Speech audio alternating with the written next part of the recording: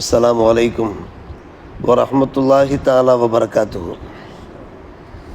அஊது பில்லாஹி மினஷ் ஷைத்தானிர் ரஜீம். பிஸ்மில்லாஹிர் ரஹ்மானிர் ரஹீம்.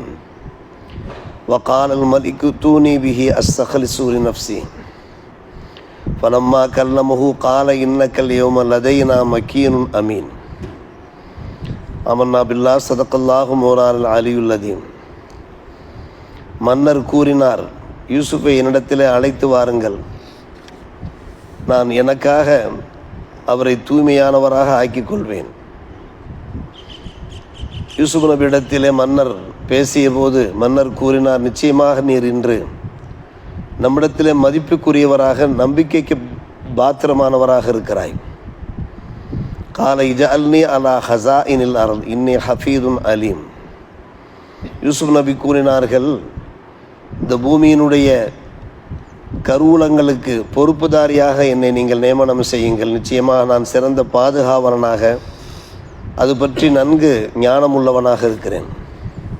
இப்போ கதாலிக்க மக்கர்னாலி யூசுஃப ஃபில் அர்த் யதபவ்வஉ மின்ஹா ஹைசு யஷா நுசீபு பிரஹ்மத்தினா மன் நஷா வலா நுதிஉ அஜ்ரல் முஹ்சின். அவ்வாறே நாம் யூசுப் நபிக்கு பூமியில் எல்லா இடங்களிலேயும் நாம் அவர்களை வசிக்கச் செய்தோம். எங்கு விரும்புகிறாரோ அவர் அங்கு சென்று அவர் தங்கி கொள்வார். நாம் நாடியவருக்கு நம்முடைய ரஹ்மத்தை அடைய செய்கிறோம். யார் நன்மை புரிகிறார்களோ அவர்களுக்கான அந்த சன்மானத்தை ஒருபோதும் நாம் வீணாக்க மாட்டோம். வல அஜ்ருல் ஆஹிரத்தி கைருன் லில்லதீன ஆமனு வ கானு யத்தகூன். மறுமையிலே கிடைக்கிற நற்கூலி இருக்கின்றனவே, அதுதான் நம்பிக்கை கொண்டு இறையச்சத்தோடு வாழ்கிறார்களோ அவர்களுக்கு மேலானதாக இருக்கிறது என்று அல்லாஹ் ரப்புல் ஆலமீன் சூரா யூசுப் 12ஆம் அத்தியாயத்தில் 57ஆம் வசனமாக பதிவு செய்கிறான். 13ஆம் ஜுஸுனுடைய துவக்க வசனங்களை நாம் இப்போது பார்த்து வருகிறோம். யூசுப் அலைஹிஸ்ஸலாமுடைய வரலாற்றை நாம் நினைவு கூர்ந்தவாறு இருக்கிறோம். சிறையிலிருந்து அவர்கள் விடுதலையாகிவிட்டார்கள். விடுதலையாகிற அந்த சந்தர்ப்பத்தில் மலிக், அந்த மன்னர், அந்த நாட்டு மன்னர், மிஸ்ர் மன்னர் தூதுவரை அனுப்பி அவரை என்னிடத்தில் அழைத்து வாருங்கள், நான் எனக்கு நெருக்கமானவராக அவரை நான் ஆக்கிக் கொள்வேன். ஒரு நல்லவராக தெரிகிறார், ஒரு நுண்ணறிவாளராக திகழ்கிறார், ஒரு சிறந்த மகானாக திகழ்கிறார். எனவே நான் எனக்கு பக்கத்திலேயே வைத்து கொள்வேன் என்று அந்த மன்னர் கூற யூசுப் அலைஹிஸ்ஸலாம் அவர்கள் வரவழைக்கப்பட்டார்கள். அவர்கள் வருவதற்கு முன்னாலே, சிறையிலிருந்து விடுதலையாகுவதற்கு முன்னாலே சிறை கைதிகளுக்கு தாவத்து கொடுத்தார்கள். அவர்களுக்காக துவாவும் செய்தார்கள். வெகு சீக்கிரம் அவர்களில் யார் நல்லவர்களோ அவர்கள் சிறையிலிருந்து விடுதலையாக அல்லாஹ்விடத்திலே பிரார்த்தனையும் செய்தார்கள் என்று நாம் பார்க்கிறோம். மன்னருடைய அவைக்கு வந்தார்கள். வந்து அல்லாஹுவை புகழ்ந்தார்கள். யூசுப் அலைஹிஸ்ஸலாத்து வஸ்ஸலாம், அல்லாஹ் தான் எனக்கு போதுமானவனாக இருக்கிறான், உலக காரியத்திற்கும் மறுமை காரியத்திற்கும். என்னை சிறையிலிருந்து நான் விடுதலை பெற்று மன்னருடைய அவைக்கு வருமாறு செய்திருக்கிறானே, அத்தகைய அல்லாஹுவே எனக்கு போதுமானவன் என்று ஏக இறையோனை இருகரம் ஏந்தி புகழ்ந்தார்கள் என்றும் நாம் பார்க்கிறோம். அந்த நேரத்தில் அந்த மன்னர் யூசுஃபிடத்திலே உரையாடுகிறார். யூசுஃபிடத்தில் அவர் ஏற்கனவே கண்ட கனவுகளுக்கான அந்த விளக்கங்களை நேரடியாக கேட்கிறார். முதலில் தூதுவர்கள் மூலமாக கேட்டறிந்தார், சிறை கைதிகள் மூலமாக. இப்போது நேரடியாகவே பேசுகிறார். நான் கண்ட கனவுகளுக்கு என்ன விளக்கம் சொல்லுங்கள் பார்ப்போம் என்று. யூசுப் நபி அவர்கள் அலைஹிஸ்ஸலாம் சொல்ல சொல்ல மன்னருடைய மனசிலே ஒரு நல்ல அபிப்பிராயம், ஒரு நன்மதிப்பு கிடைக்கிறது யூசுப் நபி அவர்கள் மீது. அவர் நல்ல தீர்க்க தரிசனம் படைத்தவராக இருக்கிறார், ஒரு நல்ல மனிதராக இருக்கிறார். இப்படிப்பட்ட ஒரு நல்ல மனிதரை காண்பதே அரிதாயிற்று என்று அவர் இறை நம்பிக்கையற்றவராக இருந்தாலும் கூட, அவர் முஸ்லீம் ஒன்றும் கிடையாது அந்த நாட்டு மன்னர். அந்த நேரத்தில் யூசுப் நபி மீது அவருக்கு ஒரு நன்மதிப்பு ஏற்படுகிறது. ஒரு பக்கம் மன்னர் முஸ்லீம் அல்லாதவர், இன்னொரு பக்கம் யூசுப் அலைஹிஸ்ஸலாம் அவர்கள் முஸ்லீம் மட்டுமல்ல, அவர்கள் இறை தூதராக இருக்கிறார். மன்னர் சொல்லுகிறார், இன்னக்க லதைனா, அருமையான வாசகம், இன்னக்கல் யௌம லதைனா மக்கீனுன் அமீன், இன்றைக்கு நீர் நம்மிடத்தில் மதிப்புக்குரியவராக, மக்கீன் என்றாலே மதிப்பு, மக்கானத் என்றாலே மதிப்பு என்பது பொருளாகும், மதிப்பிற்குரியவராகவும் அமீனுன் நம்பிக்கைக்கு பாத்திரமானவராகவும் இருக்கிறாய் என்று சொன்னபோது அதற்கு பின்பு அந்த மன்னர் யோசிக்கிறார். சரி, இப்படி நான் கனவு கண்டேன், இந்த கனவுக்கு நீங்கள் இப்படி விளக்கம் சொல்கிறீர்கள், ஒரு 7 ஆண்டு காலம் நன்றாக இருக்கும், பின்பு 7 ஆண்டு காலம் பஞ்சகாலமாக வரும், இந்த பிரச்சனைகளை நான் எப்படி சமாளிப்பது? இதற்கு நல்ல ஆளுமை திறமை வேண்டுமே. விவசாயிகளை நல்ல முறையில் விவசாயம் செய்ய சொல்ல வேண்டும். அவர்கள் விவசாயம் செய்த அந்த மணிகள் இருக்கின்றனவே, தானியங்கள் இருக்கின்றனவே, அதை கதிர்களிலே வைத்து பாதுகாக்க வேண்டும். பஞ்சகாலம் வருகிற போது முறையாக மக்களுக்கு அதை பகிர்ந்தளிக்க வேண்டும். வெளிப்பிரதேசங்கள் இருந்தெல்லாம் பஞ்சம் பரவுகிற போது அங்கிருந்தெல்லாம் மக்கள் வருவார்கள். வருகின்ற போது அவர்களுக்கும் ரேஷன் முறை பிரகாரம் அதை எடுத்து சொல்ல வேண்டும். ஒரு நாட்டு மக்கள் அவருடைய தேவைகளை நல்ல முறையில் பூர்த்தி பண்ண வேண்டும். இது ஒரு மாபெரும் பொறுப்பாயிட்டு, இந்த பொறுப்புக்கு பொறுப்பேற்பவர் யார் என்று அந்த மன்னர் திகைக்கிற போது தான் ஹஜ்ரத் யூசுப் அலைஹிஸ்ஸலாத்து வஸ்ஸலாம் சொல்கிறார்கள், நான் பொறுப்பேற்கிறேன் என்று சொன்னார்கள். கால இஜஅல்னி அலா ஹஸாயினில் அர்த், இந்த பூமியினுடைய இந்த கருவூலங்கள், ஹசானா என்று நாம் தமிழில் கூட பேசிக்கொள்வோமா இல்லையா, இந்த கருவூலங்களுக்கு நான் பொறுப்புதாரியாக ஏற்றுக்கொள்கிறேன். நான் ஒரு சிறந்த பாதுகாவலன், அதை நான் நன்கு அறிந்திருக்கிறேன், அது பற்றிய ஒரு நுண்ணறிவு எனக்கு இருக்கிறது என்று யூசுப் அலைஹிஸ்ஸலாம் அவர்கள் அந்த பொறுப்பை ஏற்றுக்கொள்கிறார்கள். பார்க்கிறோம், ஒரு நேரத்தில் யூசுப் அலைஹிஸ்ஸலாமுடைய நிலை என்ன இப்போது பாருங்கள்.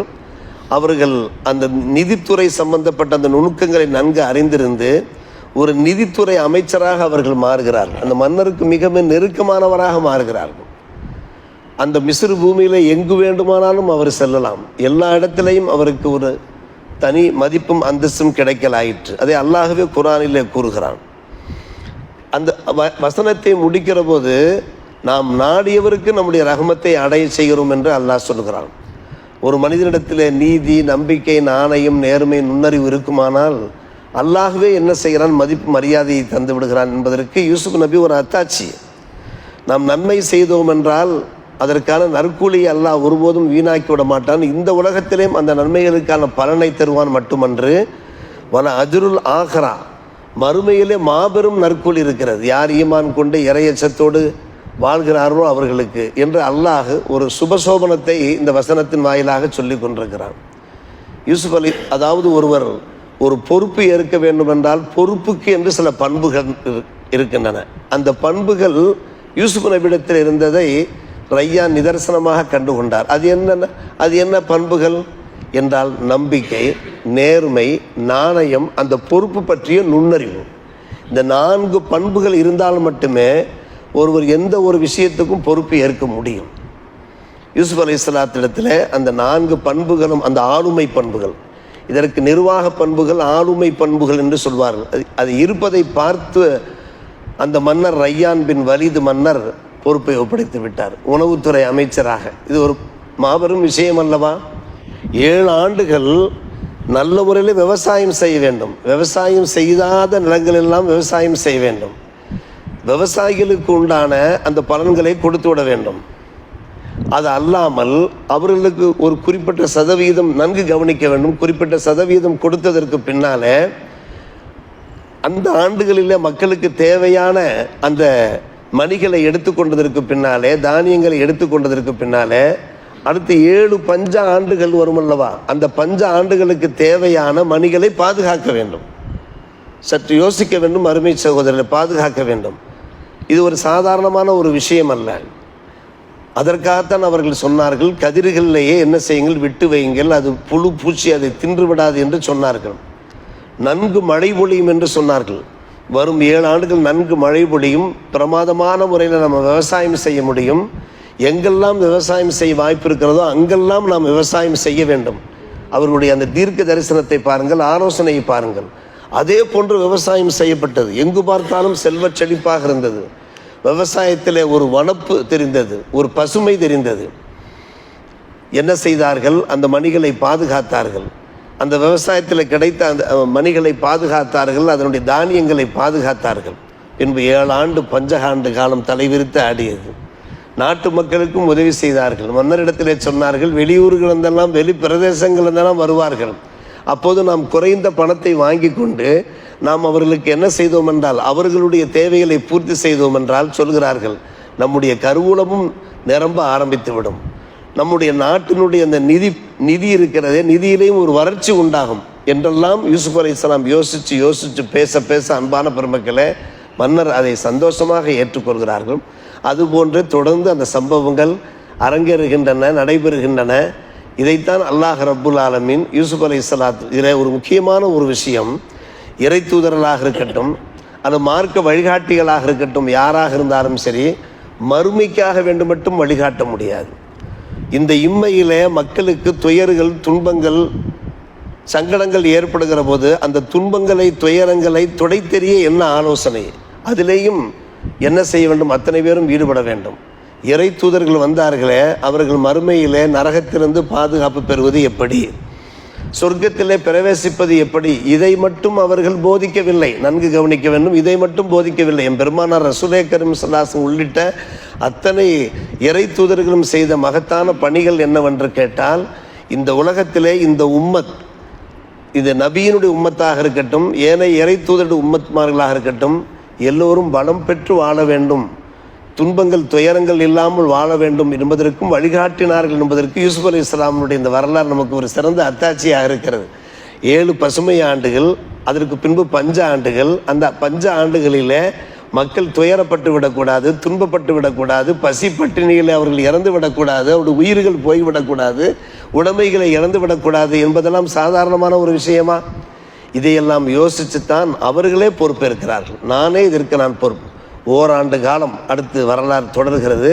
ஓராண்டு காலம் ரையான் மன்னரிடத்திலே ரையான் கேட்டுக்கொண்டார், என்னோடு நீங்கள் ஓராண்டு காலம் கூடவே இருங்கள், அலுவல்கள் பணிகள் என்ன என்று. நாம் எடுத்த உடனே யாரிடத்திலையும் எந்த பொறுப்பையும் தரமாட்டோம். ஒரு மிகப்பெரிய பொறுப்புக்கு ஒரு ஆளை நியமனம் பண்ணுகிறோம் என்றால் நம் கூடவே வைத்து கொண்டு நிர்வாகத்துடைய அமைப்புகள் என்ன, மக்களுடைய மனோநிலை என்ன, நாட்டு நிலைமை என்ன என்பதெல்லாம் புரிய வேண்டும் அல்லவா? இப்போதான் யூசுப் அலைஹிஸ்ஸலாம் அவர்கள் பொறுப்பேற்கிறார்கள். எனவே ஓராண்டு காலம் என்னோடு நீங்கள் இருங்கள், இருந்து அலுவல்கள் சம்பந்தப்பட்ட அத்தனையும் நீங்கள் கற்றுக்கொள்ளுங்கள். அதற்கு பின்பு தொடர்ந்து தாங்கள் கண்ட கனவுகள் பலிக்க ஆரம்பிக்கும், பார்த்து கொள்ளலாம் என்று ரையான் மன்னர் என்ன செய்கிறார்கள், அவர்களுக்கு ஆலோசனை சொல்கிறார்கள். அப்போதுதான் அன்பான பெருமக்களே, அசீஸினுடைய மனைவியை, அசீஸ் அவர்கள் இறந்து போகிறார்கள். அசீஸ் இறந்து போகிறார். அசீஸுடைய மனைவி ஜலீஹா அம்மாவை பெருமானார் ரசூலே கரீம் ஸல்லல்லாஹு அலைஹி வஸல்லம் அவர்கள் தங்களுடைய ஹதீஸில் வாயிலாக தெரிவிக்கிறார்கள், மனம் முடிக்கிறார்கள். அசீஸினுடைய மனைவி ஜலீஹாவை யூசுப் அலைஹிஸ்ஸலாம் அசீஸினுடைய மரணத்திற்கு பின்னால் மனம் முடிக்கின்ற அந்த வரலாறு இதனுடைய தொடர்ச்சியாக இடம்பெறுகிறது. இதுபோல நல்ல விஷயங்களை தெரிந்து கொள்ள அல்லாஹ் நம் எல்லோருக்கும் நல்ல புரிவானாக. வாஹிர் தாவானா அல்ஹம்துலில்லாஹி ரப்பில் ஆலமீன்.